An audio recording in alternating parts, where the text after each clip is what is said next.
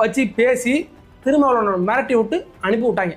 நேற்றுக்கு அந்த மனுஷன் வந்து பேசிக்கிறாப்பல சீர்காழின்னு நினைக்கிறேன். அங்கே நேற்று பேசியிருக்கிறாப்பல யார் திருமாவளவன், அதாவது விசில் அடிப்பவர்களை தேட்டருக்கு வேணா அனுப்புங்க, நீங்கள் சட்டமன்றத்துக்கு அனுப்புவீங்க அப்படின்னு பேசிக்கிறாப்பல. அவரெல்லாம் நான் என்ன சொல்றதுனே தெரியல எனக்கு. ட்ரம்ப் ஃபைட்ரு அவரெல்லாம் நம்ம வந்து தப்பான வார்த்தையிலும் பேசிடக்கூடாதுல்ல, அதனால அந்த நாகரிகம் கருதி நான் விட்டுட்டு போறேன்னு வச்சுங்களேன்.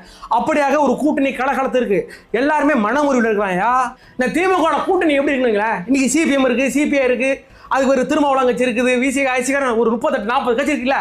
அந்த கட்சியில் எப்படி இருக்குன்னா வேண்டாத பொண்ணை கட்டின மாதிரி இருக்குது. அந்த பொண்ணு எனக்கு பிடிக்கவே இல்லை, ஆனால் நான் கட்டிக்கிறேன், எங்கடா என் மாமா பொண்ணு அப்படிங்கிற மாதிரி, பிடிக்காத மாமா பொண்ணு நான் கட்டின மாதிரி அந்த கூட்டணி கலகலத்து இருக்கு.